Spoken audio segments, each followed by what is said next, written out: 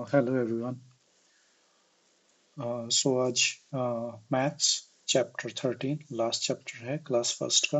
NCERT की book है joy of mathematics and again this chapter is important. ये data handling के बारे में बात करता है।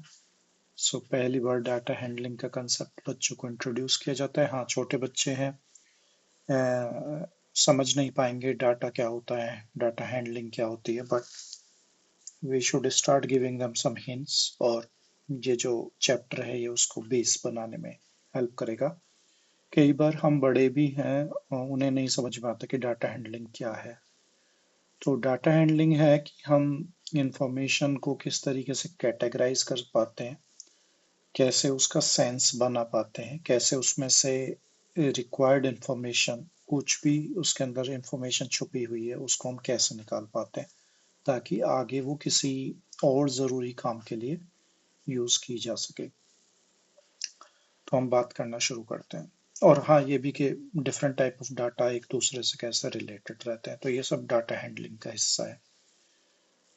तो शुरुआत करते हैं। बच्चों का चैप्टर है, बच्चों की बुक है, टॉयज की बात होगी। So many toys, look at the picture and find the number of different toys. तो इस पिक्चर को देखना है, डिफरेंट टॉयज के नंबर्स को फाइंड आउट करना है।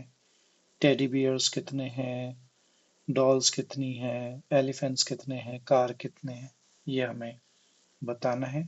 5 डॉल्स हैं, 3 टेडी बियर हैं, 2 कार्स हैं, 4 एलिफेंट्स हैं, तो ये हम बताएंगे। अच्छा, तो पहली चीज तो ये होगी कि डाटा को देख के हम काउंट कर रहे हैं। हमारे आगे कुछ टॉयज रखे हैं, हम उसमें से हम उनका नंबर फाइंड आउट कर रहे हैं। अब उस नंबर का सेंस बनाना है, हमें कंपैरिजन करना है दूसरे किसी चीज से। तो यहाँ पर पहला क्वेश्चन है, the number of dolls is dash the number of cars. तो हमने पहले पता किया था नंबर ऑफ डॉल्स जो है वो 5 हैं, नंबर्स ऑफ कार्स 2 हैं। तो जैसे कि यहाँ पे बताया गया कि हमें कंपेयर करना है। कंपेयर कैसे करके बताएंगे, मोर देन है, लेस देन है या इक्वल टू है। तो ये पूछा गया number of dolls is what from these 3 options, more than, less than, equal. तो हमने पता किया था डॉल्स 5 थी, कार्स 2 थी। तो जो नंबर्स ऑफ डॉल्स है that is more than the number of cars. अभी यहाँ पे क्वालिटेटिव बात हो रही है। क्वालिटेटिव मतलब कम है, ज्यादा है, बराबर है, ये बताया जा रहा है। ये नहीं बताया जा रहा कि कितना कम है कितना ज्यादा है, राइट। वो हम जब जवाब देंगे तो क्वांटिटेटिव होगा, क्वांटिटेटिव कंपैरिजन। तो the number of elements and the number of elephants is dash the number of dolls. तो हमने एलिफेंट्स कितने काउंट किए थे, 4। डॉल्स हमारे पास 5 हैं। तो still the number of elephant is less than the number of dolls. तो ऐसे ही करके ये एक्सरसाइज करेंगे। अब टॉयज से उठ के हमारी बात आती है कलर्स को आइडेंटिफाई करने की। Name the colour of the flowers which you see mostly in garden. तो यहाँ पर एक गार्डन बनाया हुआ है कि, हमें कलर्स, फ्लावर जो डिफरेंट डिफरेंट कलर के हैं उन फ्लावर्स को काउंट करना है और हमें फिल आउट करना है। जैसे हमने टॉयज के लिए फिल आउट किया था वैसे ही हमें यहाँ पे फिल आउट करना है। 1 2 3 4 5 6 7 8 9। तो 9 रेड फ्लावर्स हैं, ऐसे ही हमें बाकी फ्लावर्स करने हैं। और फिर आगे हमसे ये सवाल पूछे गए हैं फॉलो अप क्वेश्चन की, जितने भी टोटल फ्लावर काउंट किए हैं उनमें से सबसे कम फ्लावर्स कौन से हैं। Name the colour of flowers which are most, सबसे ज्यादा नंबर वाले सबसे ज्यादा फ्लावर्स की काउंटिंग किसकी है। तो ये क्वेश्चन हमें देने हैं। तो ट्रू और फॉल्स भी आगे इसी पर ही हम फ्लावर्स को काउंट करते हैं और रेड को और ब्लू को, और देन हम ये इस सवाल का जवाब देते हैं the number of red flowers is more than the blue flowers, right. तो ये ट्रू है या फॉल्स है, तो हमें उसके लिए ब्लू फ्लावर्स काउंट करने पड़ेंगे और रेड फ्लावर्स काउंट करने पड़ेंगे। तो ब्लू फ्लावर्स हैं 5, रेड फ्लावर्स कुछ 9 समथिंग थे, 3 3 एंड 3 9, तो ऑब्वियसली रेड फ्लावर्स मोर है, तो ये स्टेटमेंट अपने आप में ट्रू हो गई, मतलब सही स्टेटमेंट है ये। तो यहाँ पे प्रोजेक्ट वर्क बता दिया बच्चों को, कोई कार्ड बनाइए जिसके बॉर्डर पे कलरफुल फ्लावर्स बना रखे हों। तो पढ़ाई की बात हो गई, फिर खिलाना, थोड़ी देर एक्टिविटी करानी, जिससे ये चीज उनके दिमाग में सिट कर जाए, बैठ जाए। Find out in your class how many children have 3 letters in their name, how many children have 4 letters in their name, and how many children have more than 4 letters in their name. तो ये भी एक तरीके का data collection और data analysis हो गया। Collection में क्या करेंगे, हम अपनी क्लास में सारे जितने बच्चे हैं उनके सबके नाम लिख लेंगे, फर्स्ट नेम लिख लेते हैं, फिर उसके बाद हम हर एक नेम को एनालाइज करेंगे और हम कैटेगराइज करेंगे कि कितने नेम्स, कितने जो नेम हैं वो 3 लेटर वर्ड हैं, कितने नेम 4 लेटर वर्ड हैं, और कितने नेम 4 से ज्यादा लेटर वर्ड का बना हुआ है। तो इसी तरीके से, तो जैसे फॉर एन एग्जांपल कोई स्टूडेंट का नाम है आशा, सो ASHA, तो 4 लेटर वर्ड हो गया। किसी किसी स्टूडेंट का नाम है टॉम, तो वो TOM, तो 3 लेटर वर्ड हो गया। तो इस तरीके से हमें कैटेगराइज करते हैं, तो इंटरेस्टिंग एक्सरसाइज है। एक और जो चीज आ जाती है पजल्स को सॉल्व करना, ये भी एक डाटा हैंडलिंग का ही एक हिस्सा है कि आप हिडन नंबर्स कैसे आइडेंटिफाई कर पाते हैं। तो यहाँ पे Gopal arrange number cards in the below image and Ananya hide them with vowels as shown. Can you recognize? तो नीचे से देख के क्या हम रिकॉग्नाइज कर सकते हैं, जैसे कि हम बता सकते हैं ये तो 5 है, ये तो 4 है, ये 8 है, ये 9 है, ये 0 होगा। तो इस तरीके से हम बच्चों के साथ खेल सकते हैं थोड़ा सा छुपा के। तो पार्शियल इंफॉर्मेशन भी अगर दिखती है तो उससे भी हम डिड्यूस कर सकते हैं, उसका हम सेंस बना सकते हैं कि वो एक्चुअली में नंबर क्या है।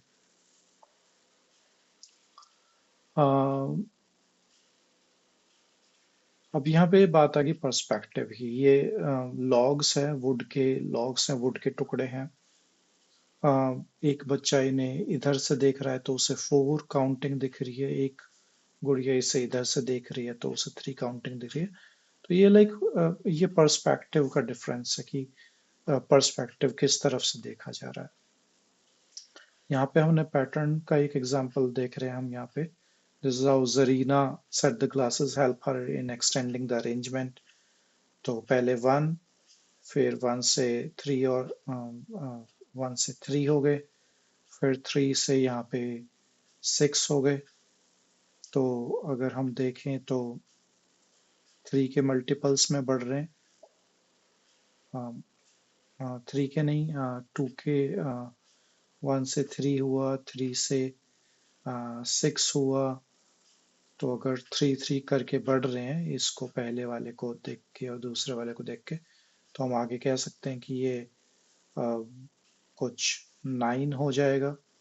या फिर अगर इसकी बात करें हम कि लेयर्स बनाई जा रही हैं, तो उस पर भी हम पैटर्न को देख सकते हैं कि यहाँ पे एक पैटर्न बना दिया, फिर दूसरा एक पैटर्न बना दिया। तो इट्स लाइक पैटर्न हम समझ पाए कि किस तरीके से पैटर्न हम बना रहे हैं, किस तरीके से ये अरेंजमेंट इंक्रीज हो रही है 1 to 3 to 6 to 9 to 12, इस तरीके से हम लोग। तो अगर हम इसे आगे बढ़ाएं, यहाँ पे 1 से 2 हुआ और ये 1, यहाँ से 2 से 3 हुआ, यहाँ पे हम अगर इसे बढ़ाएं तो 3 से 4 और ऊपर 3 हो जाएगा, और ऊपर 2 हो जाएगा, और ऊपर सबसे 1।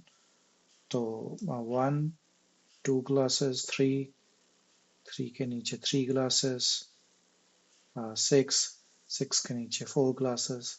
तो एक तरीके से 10 बन गया अगर हम इस तरीके से पैटर्न बनाने की बात करते हैं। तो 9 में तो पैटर्न नहीं बन पाएगा, क्योंकि अगर हम इसको बढ़ाएं और यहाँ पे 4 कर दें, यहाँ पे 3 कर दें, 4 और 3, 7, 7 और 2, हाँ हो जाएगा। 7 और नो नहीं हो पाएगा, 7 और 2 9 ही हो जाएगा। तो या I mean it's more like a pattern, like यहाँ पे 3, यहाँ पे हम एक और 4 ऐड करते हैं, तो इस तरीके से ऊपर तक ये बनता चला जाएगा। देखिए मतलब बड़ों को भी समझने में कई बार मुश्किल होती है, तो बच्चों के लिए ये चीज़ें विद एग्जांपल आपको समझानी होंगी। ऐसे ही ये है यहाँ पे एक काइंड ऑफ क्रॉसवर्ड्स दिया हुआ है आपको। नंबर 1 to 10 हमें यहाँ पे निकालने हैं, तो सर्कल करना है 1, 7, 5। तो बच्चे इसमें से ढूंढेंगे, उन्हें बहुत खुशी होगी डेफिनेटली जब वो 1 to 10 तक नंबर्स एक वर्ड की फॉर्म में निकाल पाएंगे। 6, राइट। तो 1 to 10 तक हमें नंबर्स निकालने हैं। फिर एक और पजल आ गई यहाँ पे, जहाँ पे हमें 1 to 5 तक नंबर यूज करके हमें इस तरीके से नंबर बनाने हैं कि दोनों साइड्स का जो सम है वो सेम आए। अब उसमें क्या क्वालिफिकेशन रहती है इस तरीके से नंबर बनाने की कि लेट्स से यहाँ पे एक हम नंबर लिख देते हैं, 5 लिखते हैं, और हम कह रहे हैं कि इसको हम टोटल सम जो है 15 रखेंगे, राइट। तो हम इस तरीके से भी कर सकते हैं 5 5 5, या फिर हम ऐसे कर सकते हैं 5 6 4, राइट। तो इन दोनों ही केसों में जो दोनों साइड्स का जो सम है वो सेम रहेगा। तो बच्चों को अगेन ये different type of arrangement of numbers, ये भी चीज हमने पिछले कुछ चैप्टर्स में करी थी, जब हम डिफरेंट तरीके से प्लस और माइनस करके एक ही नंबर तक पहुंच रहे थे। तो यहाँ पे प्लस और माइनस नहीं है, यहाँ पे खाली प्लस प्लस है। तो हाँ, हमें तो एक्चुअली यहाँ पे 1 to 5 है, तो 1 to 5 के ही सम की फॉर्म में हमें ये चीज बनानी है, राइट। अगर हम यहाँ पे 4 करते हैं, यहाँ पे 3 करते हैं, यहाँ पे 2 करते हैं, तो 4 3 2 ये 9 हो गया। अब हमें बाकी यहाँ से कैसे 9 बनाना है, या तो हम ये कर सकते हैं 4, यहाँ पे दूसरा हम चूज कर लेंगे, लेट्स से 2 चूज करेंगे, तो 4 और 2 6 हो गया, और 6 में फिर हम 3 ऐड कर देंगे, तो दैट्स अनदर वे, राइट। अलग अलग तरीके हैं, 4 1 5, और फिर 4 हम कर सकते हैं 9 के लिए, तो अलग अलग तरीके हैं कॉम्बिनेशन। ये बड़ा ही अच्छा सा एग्जांपल है। Gillu's favourite number is 8, if the answer of the asked question is 8 he becomes happy and if not he becomes sad। तो गिल्लू से हमें कुछ क्वेश्चंस पूछने हैं जो कि जिनका आंसर 8 हो, ताकि वो खुश रहे और अच्छे से मन लगा के मैथ्स को करे। तो ऐसे ही एक और ये सुडोकू काइंड ऑफ पजल्स हैं, ट्रायंगल स्क्वायर और सर्कल की शेप को यूज करके हमें इस तरीके से लगाने की, किसी भी तरीके से हम उन्हें देखें हॉरिजॉन्टली वर्टिकली, उनकी शेप एक जैसी आए। तो ट्रायंगल स्क्वायर सर्कल, यहाँ पे ट्रायंगल सर्कल स्क्वायर, तो इस तरीके से अगर हम अरेंज करेंगे तो ये that any shape occurs only once in a row and column, right।